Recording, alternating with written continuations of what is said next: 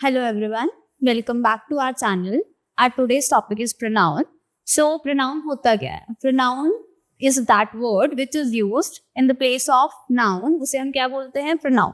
ठीक है, हिंदी में हम इसे बोलते हैं सर्वनाम. सर्वनाम क्या होते थे? जो संज्ञा की जगह यूज होते हैं. In the same way pronoun क्या होता है? जो नाउन को रिप्लेस करता है. नाउन की जगह पर जो वर्ड यूज होते हैं उसे हम क्या बोलते हैं? pronoun. ठीक है. अब फॉर एग्जाम्पल राम. अब राम के बारे में हम बार बार एक ही किसी भी अगर पैराग्राफ के अंदर हम उसका नाम नहीं लिख सकते जब हमने राम के बारे में बताना है. तो हमें क्या करना पड़ेगा? राम वर्ड को रिप्लेस करना पड़ेगा. तो उसकी जगह हम किसका यूज करते हैं? ही वर्ड का. ऐसे अगर बोले गीता, तो गीता को भी क्या करना पड़ेगा? रिप्लेस करना पड़ेगा. उसके लिए हम क्या यूज करेंगे? शी वर्ड का यूज करेंगे. तो ऐसे ही बहुत सारे वर्ड्स होते हैं. जब हम नाउन को रिप्लेस करते हैं तो वो जो वर्ड का यूज करते हैं उसे हम क्या बोलते हैं? प्रोनाउन. अब प्रोनाउन का यूज क्यों करते हैं? बार बार हम नाउन का यूज भी तो कर सकते हैं. तो रीजन क्या है कि हमें प्रोनाउन यूज करना है नाउन की जगह. अगर हम बार बार एक ही किसी भी चीज के अंदर वर्ड का यूज करते हैं उसे हम क्या ग्रामेटिकल एरर कंसीडर किया जाता है. तो इसलिए हम नाउन को रिप्लेस करके किसका यूज करते हैं? प्रोनाउन का यूज करते हैं. क्लियर? तो अब हमारे पास डेफिनेशन देखते हैं हम. प्रोनाउन की डेफिनेशन क्या है? A word use in place of noun is called pronoun. वही बात, जो भी वर्ड किसकी जगह यूज होता है? नाउन की जगह यूज होता है उसे हम क्या बोलते हैं? प्रोनाउन. ठीक है. अब in order to avoid repetition, हम प्रोनाउन का यूज क्यों करते हैं? ताकि हमें कोई वर्ड को रिपीट ना करना पड़े बार बार. रिपीटिशन को अवॉइड करने के लिए हम किसका यूज करते हैं? किसकी रिपीटिशन को अवॉइड करने के लिए? नाउन की रिपीटिशन को अवॉइड करने के लिए हम किसी भी सेंटेंस में किसका यूज करते हैं? प्रोनाउन का यूज करते हैं. ठीक है. अब there are types of pronouns. कितने टाइप्स होते हैं हमारे पास प्रोनाउन के? यहाँ मेंशन है. There are types of pronoun. कितने टाइप्स होते हैं हमारे पास? टोटल 10 टाइप्स होते हैं. कितने टाइप्स हैं? 10 types. First one is personal pronoun, possessive pronoun, demonstrative pronoun. ठीक है. आगे होता है डिस्ट्रीब्यूटिव, रेसिप्रोकल, रिफ्लेक्सिव, एम्फेटिक और इंडेफिनिट, रिलेटिव और interrogative. All these are 10 types of pronoun. तो हम आज स्टार्ट करेंगे पर्सनल प्रोनाउन से. ठीक है. बट इसमें हम देख लेते हैं कि होता क्या क्या है. पर्सनल प्रोनाउन में हमारे पास ना 3 पर्सन होते हैं. First person, second person, third person. उसकी बात करते हैं हम. ठीक है. और पोजेसिव प्रोनाउन में जो चीजें क्या दिखाती हैं? पोजेशन दिखाना हो तो हम जिन वर्ड्स को यूज करते हैं पोजेशन दिखाने के लिए, जैसे my, your, his, all these are possessive pronouns. ठीक है. आगे डेमोन्स्ट्रेटिव प्रोनाउन में हमारे पास क्या आता है? This, that, these, those. ठीक है. आगे जब हम इनको फर्दर करेंगे डिटेल में तब हम देखेंगे इनका यूज हम कैसे करते हैं. बट नॉर्मली अभी हम देख लेते हैं कि डेमोन्स्ट्रेटिव में आते कौन कौन से प्रोनाउंस है? This, that and these, those. ठीक है. और डिस्ट्रीब्यूटिव में each, neither, either, all these are distributive pronouns. और रेसिप्रोकल प्रोनाउन में हमारे पास 2 ही प्रोनाउंस होते हैं, या तो ईच अदर या फिर वन अनदर. ठीक है. There are 2 types of reciprocal pronoun, each other and one another. And reflexive pronoun में myself, himself, yourself, all these are reflexive pronoun. और यही जो प्रोनाउंस होते हैं ये कौन से होते हैं? एम्फेटिक प्रोनाउंस भी होते हैं. बस इनके अंदर माइनर सा डिफरेंस होता है, बट दोनों ही क्या है? सेम होते हैं. रिफ्लेक्सिव भी और एम्फेटिक भी. इसका यूज हम कहीं किसी और पर्पस के लिए करते हैं और इसका यूज हम किसी और पर्पस के लिए करते हैं सेंटेंस में. ठीक है. आगे इनडेफिनिट प्रोनाउंस कौन कौन से होते हैं? जो जर्नल बात करते हैं, किसी भी स्पेसिफिक की बात नहीं करते, जैसे someone, anything, nobody, all, anybody. All these are indefinite pronouns. ठीक है. Next one is reflexive pronoun. अब रिफ्लेक्सिव प्रोनाउन हमारे पास रिफ्लेक्सिव कर लिया, sorry, relative pronoun. Relative pronoun में कौन से होते हैं? हु, विच, दैट, हुम भी होता है इसके अंदर एक, और भी होते हैं 1-2 प्रोनाउंस, वो हम करेंगे. ठीक है. उसके बाद इंटेरोगेटिव में यही जो जिससे हम क्या करते हैं? क्वेश्चन पूछते हैं. ये कौन से प्रोनाउंस होते हैं? इंटेरोगेटिव. तो we have 10 types of pronoun. इनके आगे प्रॉपर डेफिनेशंस करेंगे. But let's start with the first type of pronoun, that is our personal pronoun. ठीक है. देखो फर्स्ट में अभी हमने करा पर्सनल प्रोनाउन. पर्सनल प्रोनाउन की हम पहले डेफिनेशन करते हैं कि पर्सनल प्रोनाउन होता क्या है. Pronouns that stands for 3 person. देखो 3 पर्सन होते हैं. हम छोटे होते हमने पढ़े हैं first person, second person and third person. ठीक है, जो हमारे पास पर्सन होते हैं, there are 3 types of person, first person, second person and third person. First person में हमारे पास क्या आता है, आई और वी। सेकंड पर्सन में क्या आता है, यू। और थर्ड पर्सन में क्या आता है, ही, शी, इट, दे, या फिर नेम ऑफ एनी पर्सन। ये क्या होता है, थर्ड पर्सन के अंदर आते हैं। I repeat, we have 3 types of person in our personal pronoun. First one is first person, second person, third person. First person में क्या आता है, आई और वी। सेकंड में यू। थर्ड में ही, शी, इट, दे, या फिर नेम ऑफ एनी पर्सन। ये सारे कौन से होते हैं, 3 पर्सन। देखो यहाँ पे मेंशन भी है, फर्स्ट पर्सन में आई एंड वी, सेकंड पर्सन में यू, थर्ड पर्सन में he, she, it and they. ठीक है, ये होते हैं हमारे पास 3 पर्सन। ये याद रखने हैं आपको कि फर्स्ट पर्सन में कौन आता है, सेकंड में कौन आता है और थर्ड में कौन आता है। ठीक है, अब इसमें आपने देखना है सिंगुलर कौन सा होता है, प्लूरल कौन सा होता है। सिंगुलर मतलब एक की बात हो रही है, प्लूरल मतलब मोर देन 1 की बात हो रही है। तो यहाँ पर जो आई होता है वो कैसा होता है, सिंगुलर, और वी कैसा होता है, प्लूरल। ठीक है, और यू सिंगुलर भी हो सकता है और प्लूरल भी हो सकता है, डिपेंड ऑन द सेंटेंस। ठीक है, ऐसे ही अब ही, शी, इट में ही और शी कैसा होता है, सिंगुलर।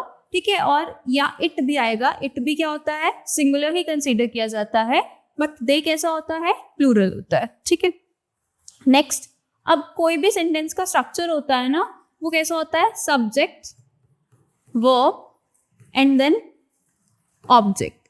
ठीक है, यही स्ट्रक्चर होता है। तो सब्जेक्ट, यहाँ पर वर्ब आएगी और फिर क्या आता है, ऑब्जेक्ट। अब सब्जेक्ट आएगा तो सब्जेक्ट की जगह पर हमें सब्जेक्टिव केस का यूज करना होता है, बट अगर ऑब्जेक्ट आना है वहां पर हम कौन सा केस यूज करते हैं, ऑब्जेक्टिव केस। तो आप सब्जेक्ट की जगह पर सब्जेक्टिव ही यूज कर सकते हो, ऑब्जेक्टिव यूज नहीं कर सकते। In the same way object के प्लेस पर आप ऑब्जेक्टिव केस ही यूज कर सकते हो, सब्जेक्टिव यूज नहीं कर सकते। ठीक है, तो अब यहाँ पर हम देखते हैं कि सब्जेक्टिव होता कौन सा केस है और ऑब्जेक्टिव केस कौन से होते हैं।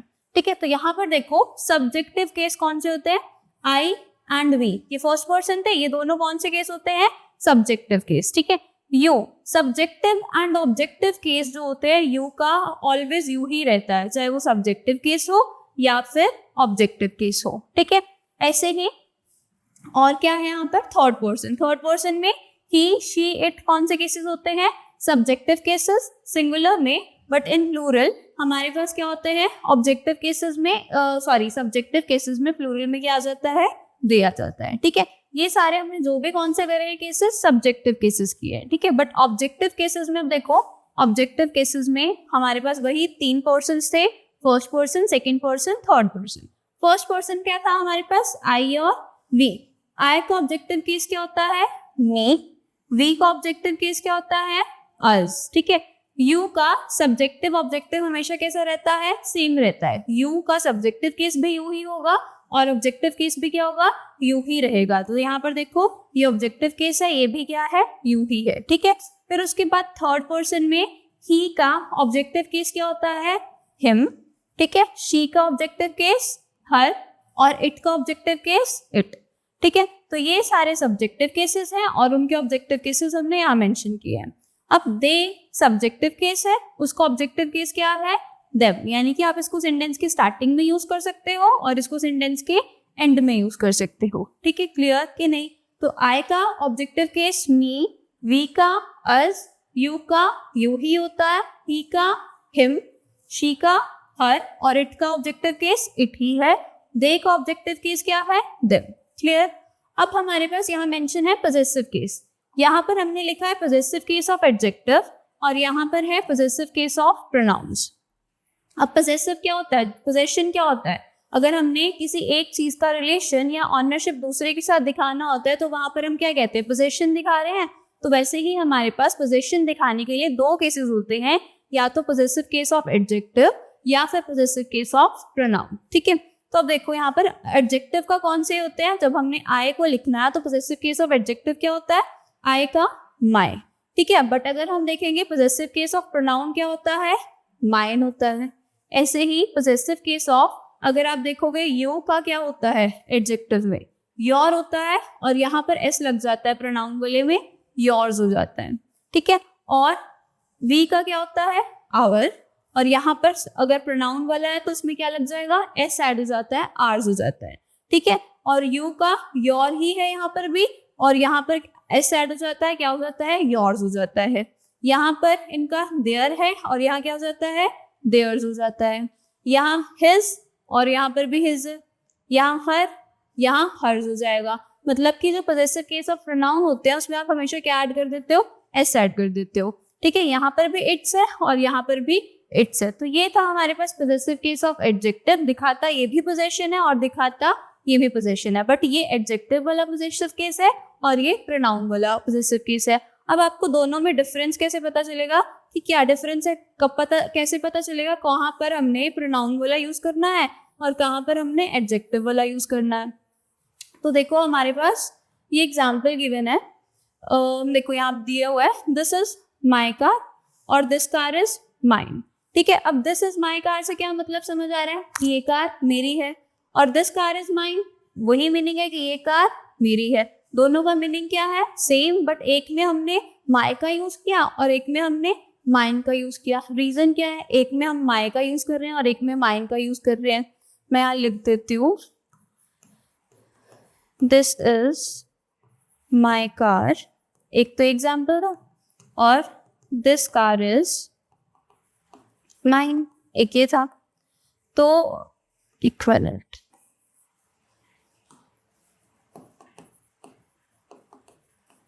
देखो यहाँ पर अगर आप इसको पार्ट ऑफ स्पीच करोगे ना तो ये क्या हो गया, सब्जेक्ट, ये क्या होगी, helping verb. This is what, subject से व्हाट का रिप्लाई क्या होता है, ऑब्जेक्ट। तो कार क्या हो जाएगा, ऑब्जेक्ट। किसी भी सेंटेंस में ना सब्जेक्ट और ऑब्जेक्ट बनने का काम सिर्फ और सिर्फ नाउन कर सकता है या फिर प्रोनाउन कर सकता है।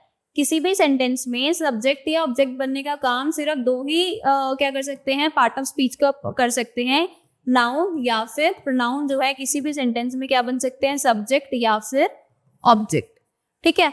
तो अब यहाँ पर लिखा दिस इज माई कार और दिस कार इज माइन। तो अब यहाँ पर आपको बताना है कि हम किसका यूज कर रहे हैं। एक मिनट, यस,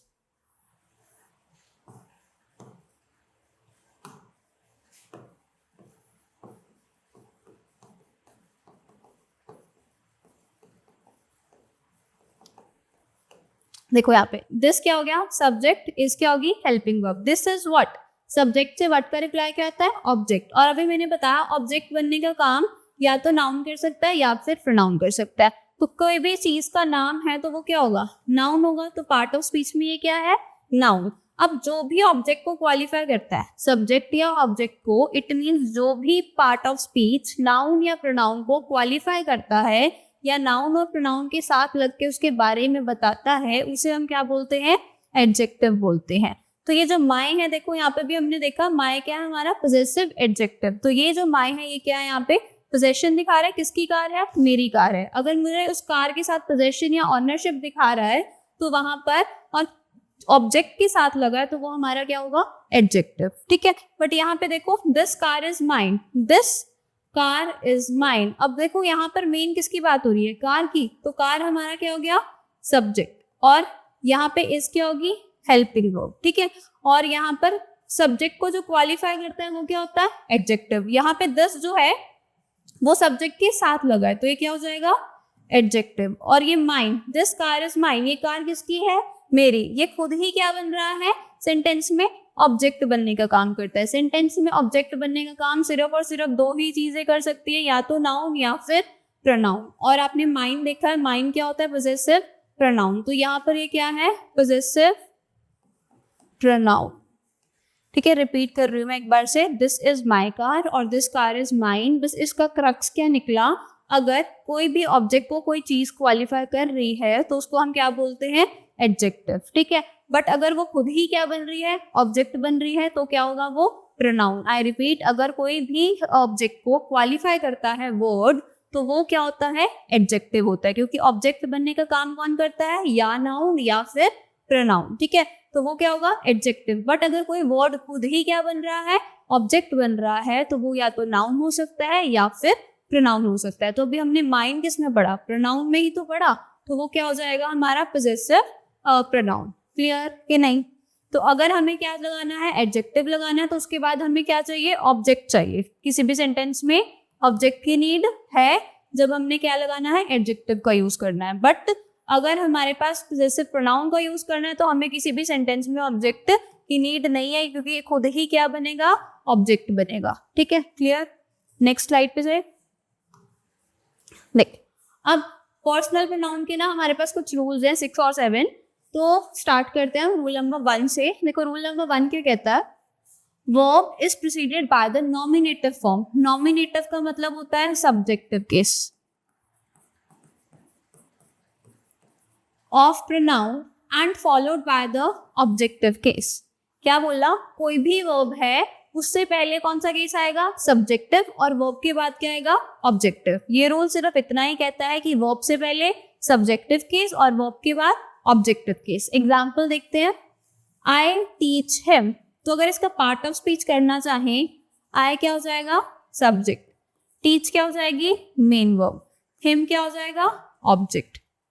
देखो वर्ब है, verb is preceded by subjective case, यानी वर्ब से पहले कौन सा केस आना चाहिए, सब्जेक्टिव केस, और वर्ब के बाद कौन सा केस आना चाहिए, ऑब्जेक्टिव केस। तो मैंने टीच से पहले आई लगाया, आई अभी हम पिछली स्लाइड में देखोगे तो कौन सा केस था, सब्जेक्टिव केस, और हिम कौन सा केस है, ऑब्जेक्टिव केस। तो बस यही है, ये अभी हमने स्ट्रक्चर किया था, सब्जेक्ट वर्ब ऑब्जेक्ट, कि वर्ब से पहले कौन सा केस, सब्जेक्टिव केस, और वर्ब के बाद कौन सा केस, ऑब्जेक्टिव केस। बस वही ये रूल है। ठीक है, अब देखो ही इज टॉट बाय मी, तो यहाँ पे ही क्या है, सब्जेक्ट, इज क्या है, helping verb, taught main verb, he is taught by home, किसके द्वारा पढ़ा गया, बाय मी, तो मी क्या हो जाएगा, ऑब्जेक्ट। यहाँ पे भी देखो बात हो रही थी आई टीच हिम, मैंने उसे पढ़ाया, और ही इज टॉट बाय मी, वो मेरे द्वारा पढ़ाया गया। दोनों में जो डूअर है वो आई ही है, मैं ही हूँ, बट यहाँ पर मैंने आई का यूज किया और यहाँ पर मैंने मी का यूज किया, क्योंकि वहां पर मुझे एज अ सब्जेक्ट उसका यूज करना था, बट यहाँ पर मुझे एज अ ऑब्जेक्ट यूज करना था। तो अगर मुझे सब्जेक्ट की तरह यूज करना है तो मैंने वहां पर कौन सा केस लगाया, सब्जेक्टिव, बट मैंने अगर ऑब्जेक्ट की तरह यूज करना है तो कौन सा केस लगाऊंगी, objective. Clear. Now rule number 2। अब रूल नंबर 2 क्या कहता है, if all the 3 persons or 2 out of 3 persons come in a single sentence, then the order is 2 3 1। अगर अभी हमने 3 persons किए थे पर्सनल प्रोनाउन में, first person, second person, third person, अगर तीनों पर्सन्स और तीनों में से कोई भी 2 पर्सन्स किसी भी एक सेंटेंस के अंदर आते हैं, तो आपको ऑर्डर कौन सा फॉलो करना है, 2 3 1। इट मीन्स पहले कौन सा पर्सन आएगा, सेकंड, फिर कौन सा पर्सन आएगा, थर्ड, एंड देन कौन सा पर्सन आएगा, फर्स्ट। यानी कि पहले second person, third person and first person. आप ये भी कह सकते हो, अगर आप किसी सेंटेंस में कोई पॉजिटिव बात कर रहे हो तो आपने पहले दूसरों की तारीफ करनी है, लास्ट में अपनी तारीफ करनी है। पहले सेकंड की करोगे, फिर थर्ड की करोगे, लास्ट में अपनी तारीफ करोगे। उस ऑर्डर से आपको याद रख लो कि आपको कौन सा ऑर्डर याद रखना है, 2 3 1। ठीक है, अब यहाँ पे देखो, you he and I still study for exam. अब यहाँ पर हम पॉजिटिव बात ही कर रहे हैं, किसी की मिस्टेक वगैरह की बात नहीं हो रही। तो आपको क्या करना है, पहले सेकंड और थर्ड के बारे में बात करनी है, लास्ट में अपने बारे में बात करनी है। तो आप मुझे बताओगे, पहले फर्स्ट पर्सन में आता था आई और वी, ये होता था फर्स्ट पर्सन। सेकंड पर्सन में क्या होता था, यू, और थर्ड पर्सन में कौन होता था, ही, शी, इट, दे, या नेम ऑफ एनी पर्सन, ये होते थे थर्ड पर्सन। तो अब देखो यहाँ पर यू दिया हुआ है, कौन सा पर्सन है, सेकंड, ही दिया हुआ है, कौन सा पर्सन है, थर्ड, और आई दिया हुआ है, कौन सा पर्सन है, फर्स्ट। यानी कि 2 3 1 ही फॉलो हो रहा है। तो इट मीन्स ये सेंटेंस क्या है, एकदम ठीक है, नो एरर। ठीक है, आगे, you and he have done a great job. अब इसमें भी देखो पॉजिटिव बात हो रही है, कोई नेगेटिव बात नहीं हो रही। तो अगर किसी भी सेंटेंस में पॉजिटिव बात हो रही है तो आपको कौन सा ऑर्डर फॉलो करना है, 2 3 1। तो यहाँ पे देखो second person, third person, first person है, यू कौन सा पर्सन था, सेकंड, ही कौन सा पर्सन है, थर्ड, फर्स्ट पर्सन अगर मेंशन ही नहीं है तो बस छोड़ दो उसको, बाकियों को आप दोनों को प्रॉपर ऑर्डर में क्या कर दोगे, आप सीक्वेंस में लगा दोगे। ठीक है, आगे, ही and I have finished our work. अब वही है, ही और आई, ही कौन सा पर्सन है, थर्ड पर्सन, और आई कौन सा पर्सन है, फर्स्ट पर्सन। अब इसमें सेकंड पर्सन अगर गिवन ही नहीं था तो आप क्या करोगे, थर्ड और 1 को ऑर्डर में लगा दोगे। 2 तो जब है ही नहीं तो हम उसको यूज कैसे कर सकते हैं, पुट कैसे कर सकते हैं। बट आपको अगर तीनों पर्सन है तो प्रॉपर ऑर्डर में पुट करना है। अगर दोनों में से कोई एक पर्सन नहीं है तो बाकियों को उनके ऑर्डर के अकॉर्डिंगली आपको क्या करना है, सेंटेंस के अंदर पुट करना है। क्लियर कि नहीं? चलो आगे देखते हैं अब रूल नंबर 3 क्या कहता है, इफ ऑल द 3 पर्सन्स और 2 out of the 3 persons come in a single sentence और something wrong is talked about, अगर उस सेंटेंसेस में क्या बोला जा रहा है, कुछ भी गलत बोला जा रहा है या फिर कोई मिस्टेक जो है पर्सन्स ने की है उसको एक्सेप्ट किया जा रहा है, तो क्या ऑर्डर होगा? तो कौन सा ऑर्डर फॉलो करेंगे हम? 1 2 3। अगर पॉजिटिव बात थी तो हमने कौन सा ऑर्डर फॉलो किया था? 2 3 1। बट अगर कोई नेगेटिव बात है, कोई रॉन्ग बात की जा रही है या फिर कोई मिस्टेक को एक्सेप्ट किया जा रहा है, तो आपने कौन सा ऑर्डर फॉलो करना है? 1 2 3। ठीक है, इट मीन्स अगर आपने बुराई करनी है तो पहले अपनी करनी है और बाद में दूसरों की करनी है, बट अगर तारीफ करनी है तो पहले दूसरों की करनी है, लास्ट में अपनी करनी है। ठीक है, तो यहाँ पे देखो I you and he have made a mistake. अब यहाँ पे वही मिस्टेक की बात हो रही है, तो आपको क्या ऑर्डर फॉलो करना था? 1 2 3। तो देखो आई फर्स्ट पर्सन था, यू सेकंड पर्सन था, ही थर्ड पर्सन था, प्रॉपर ऑर्डर में है, तो ये ठीक है। आगे you and he have done this mistake. अब यू एंड ही, अब कोई भी शरारत की बात हो रही है तो इट मीन्स यहाँ पे भी हमें कौन सा ऑर्डर फॉलो करना है? कौन सा वाला? 1 2 3। अब फर्स्ट पर्सन है ना इसके अंदर, फर्स्ट पर्सन गिवन ही नहीं है कौन सा पर्सन? सेकंड और थर्ड पर्सन, तो हम यहाँ पे सेकंड पर्सन यूज कर लिया और यहाँ पे हमने थर्ड पर्सन पुट कर दिया, तो उसके अकॉर्डिंगली हम क्या कर देंगे, इसको यहाँ पे पुट कर देंगे। ठीक है, आगे रूल नंबर 4 पढ़ते हैं हम। रूल नंबर 4 में क्या बोला? If pronouns in plural form the order should be 1 2 3। अब देखो अभी हमने जितने भी प्रोनाउंस यूज किए ना वो सारे के सारे कैसे थे? सिंगुलर फॉर्म में थे, आई यू ही। ठीक है, ये सारे के सारे सिंगुलर थे, बट अगर ये कौन सी फॉर्म में होंगे? प्लूरल फॉर्म में होंगे, तो आपका ऑर्डर क्या होना चाहिए? 1 2 3। देखो यहाँ पे वी भी क्या होता है? वी मतलब हम। यू भी कैसा कंसिडर किया जाता है? प्लूरल, क्योंकि हम ऐसे लिखते हैं ना, यू आर। यू इस तो नहीं लिखते ना, यू के साथ हमेशा आर का यूज करते हैं, इट मीन्स यू भी कैसा है? प्लूरल वर्ड है। ठीक है, और ऐसे ही दे भी क्या है? प्लूरल वर्ड है। तो अगर सारे के सारे वर्ड्स कैसे हैं? प्लूरल, किसी एक सेंटेंस में, तो भी आपका ऑर्डर कैसा होना चाहिए? 1 2 3। तो यहाँ देखो we you and they should now get down to work. तो यहाँ पर वी कौन सा पर्सन था? First person. यू कौन सा पर्सन था? Second person. दे कौन सा पर्सन था? Third person. तो प्रॉपर ऑर्डर में ही लगे हुआ, इट मीन्स इस सेंटेंस में भी क्या है? नो एरर है। ठीक है, अब ये रूल एक बार दोबारा बता देती हूँ। अगर किसी की तारीफ कर रहे हैं तो हम क्या करेंगे? 2 3 1 ऑर्डर को फॉलो करेंगे। बट अगर किसी की बुराई कर रहे हैं या फिर कोई मिस्टेक एक्सेप्ट कर रहे हैं तो हम क्या करेंगे? 1 2 3, यानी अपने से स्टार्टिंग करेंगे। बट अगर तीनों ही क्या है किसी सेंटेंस में प्लूरल गिवन है, तो भी आप किसको फॉलो करोगे? 1 2 3 ऑर्डर को ही फॉलो करोगे। ठीक है, चलो नेक्स्ट रूल देखते हैं अब हम। Next is rule number 5। An objective case come after let, like, between, but, except, यानी कि इन सारे वर्ड्स के बाद हम किसका यूज करेंगे? ऑब्जेक्टिव केस का यूज करेंगे। ठीक है, जैसे कि नॉर्मली हम क्या बोलते हैं? Let me do this work, यानी मुझे ये काम करने दो। यही मीनिंग है इसका, let me do this work, कि मैं ये काम करता हूँ या मुझे ये काम करने दो। ठीक है, तो यहाँ पे ऐसा नहीं बोलते हम let I do this work. ठीक है, ऐसे ही हम और एग्जांपल ले सकते हैं, लेट देम प्ले बोलूंगी कि लेट दे प्ले बोलूंगी? ठीक है, लेट देम प्ले ही बोलेंगे, लेट दे प्ले नहीं होता कुछ भी। तो ऐसे ही कि लेट के बाद हम हमेशा कौन सा केस यूज करते हैं? ऑब्जेक्टिव केस यूज करते हैं, सब्जेक्टिव केस यूज नहीं करते। ठीक है, आगे देखो, there is no problem between her and me. Between के बाद भी हमेशा कौन सा केस यूज होता है? Objective case, subjective case use नहीं होता। तो ये शी का कौन सा केस है? ऑब्जेक्टिव केस ही है, और ये आई का ऑब्जेक्टिव केस है, तो इसके बाद भी क्या होता है? ऑब्जेक्टिव केस यूज होता है। आगे everyone attended the party except. अब एक्सेप्ट के बाद भी कौन सा केस यूज होता है? एक्सेप्ट के बाद भी हमेशा ऑब्जेक्टिव केस ही यूज होता है। तो एक्सेप्ट हिम आएगा, एक्सेप्ट ही नहीं आएगा। अगर मान लो ही आ गया तो आप हिम को ही करेक्ट करके आओगे, ही के अंदर आपको एरर फाइंड आउट करना होगा, ही नहीं होता। ठीक है, इन सारे वर्ड्स के बाद या फिर जितने भी प्रीपोजिशंस होती हैं उनके बाद हमेशा कौन सा केस आता है? ऑब्जेक्टिव केस ऑफ प्रोनाउन ही आता है।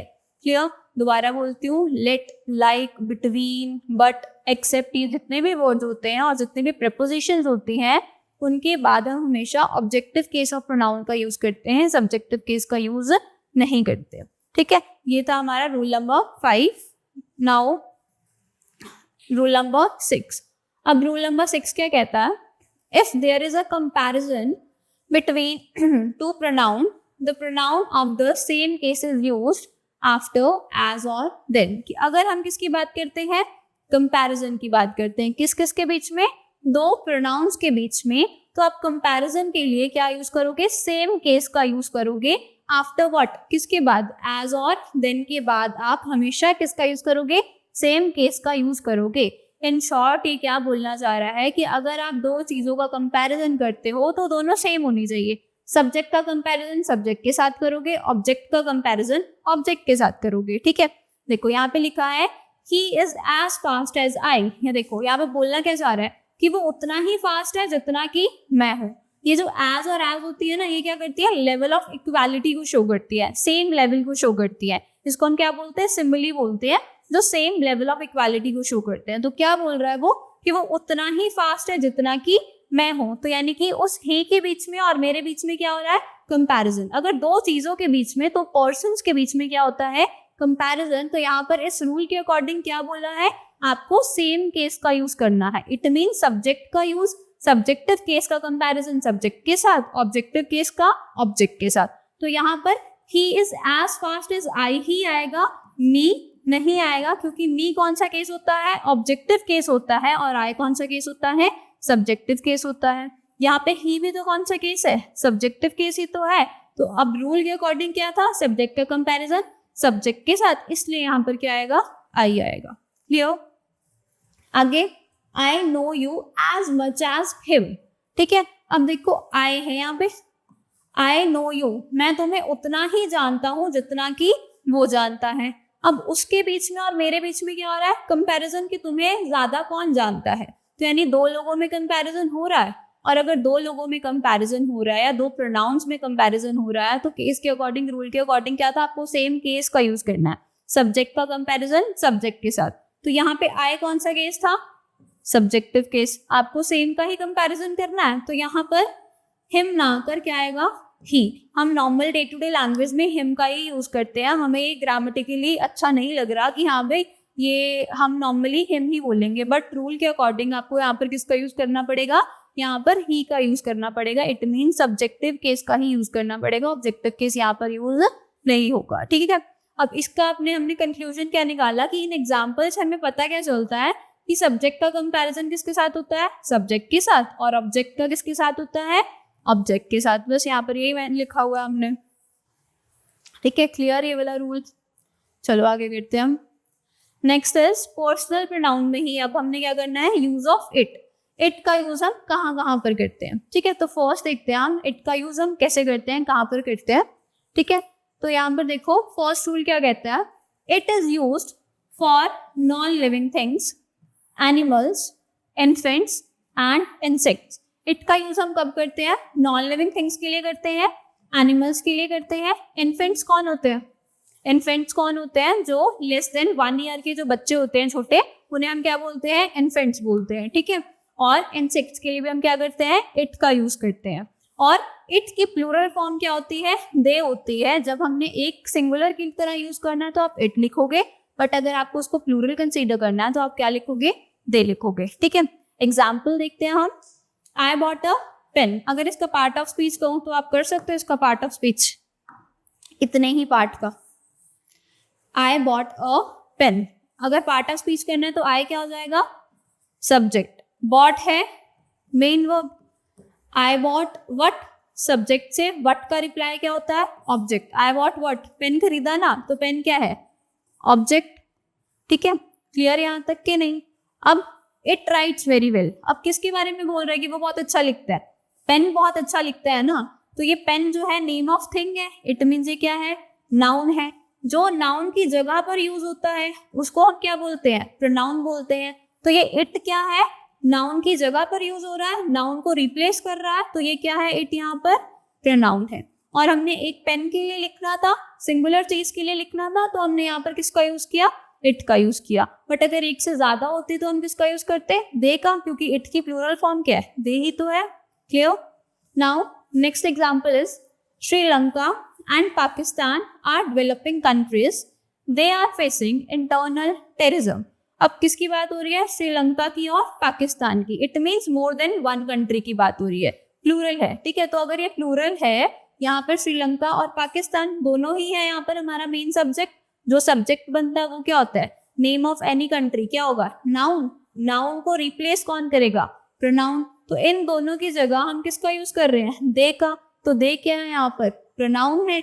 और दो की बात हो रही थी, प्लूरल है, तो वहां पर क्या यूज करेंगे? प्लूरल का ही यूज करेंगे. तो दे क्या हो गया? यहाँ पे प्लूरल प्रोनाउन हो गया. क्लियर कि नहीं? ये था रूल नंबर 1. किससे रिलेटेड था? Uses of it. कि फर्स्ट यूज क्या होता है इट का? आप किस किस के लिए यूज कर सकते हो? नॉन लिविंग के लिए, एनिमल्स के लिए, इन्फेंट्स के लिए और इंसेक्ट्स के लिए. ठीक है. Now next one. अब सेकेंड रूल क्या है? It is used. अब इट का यूज हम और कहाँ पर करते हैं? टाइम को शो करने के लिए, वेदर को शो करने के लिए, क्लाइमेट, टेम्परेचर, डिस्टेंस और कोई भी नेचुरल इवेंट को शो करने के लिए हम किसका यूज कर सकते हैं? इट का यूज कर सकते हैं. ठीक है. इट का अपना कोई मीनिंग नहीं होता. इट को हम कैसा कंसिडर करते हैं? एम्प्टी या फिर डमी. यानी कि डमी का जैसे कुछ भी इंपॉर्टेंस नहीं होते ना उसके. ठीक है. तो ऐसे ही इट का यहाँ पर खुद का कोई मीनिंग नहीं होता. वो सिर्फ बाकी सब चीजों को डिनोट करने के लिए यूज किया जाता है. ठीक है. देखो यहाँ पर इट इज रेनिंग. तो यहाँ पर इट का अपना कोई खुद का मीनिंग नहीं है. ठीक है. It is winter. विंटर है. तो यहाँ पर मेन जो हमारा मीनिंग निकल रहा है वो किससे निकल रहा है? विंटर से, रेनिंग से. बट इट का अपना खुद का कोई भी मीनिंग नहीं है. It is March, it is Monday, it is Sunday. यानी कि हम यहाँ पर बोल रहे हैं इट इज 6 o'clock. ठीक है. It is morning. तो यहाँ पर इट का अपना कोई मीनिंग नहीं होता. ये बाकी सारी चीजों को डिनोट करने के लिए यूज किया जाता है. क्लियर कि नहीं? ये हमने किए यूजेस ऑफ इट. ठीक है. ये स्लाइड यहीं तक थी. फिलहाल आज के लिए इतना ही बहुत है. ठीक है. नेक्स्ट क्लासेस में हम अब करेंगे. अभी आज हमने क्या क्या कवर किया? Meaning of pronoun. और मैंने आपको बताया कि we have 10 types of pronoun. और उसके बाद हमने किया पर्सनल प्रोनाउन क्या होता है. 3 पर्सन्स होते थे जिसके अंदर first, second and third person. और हमने पर्सनल प्रोनाउन से रिलेटेड 6 और 7 रूल्स किए.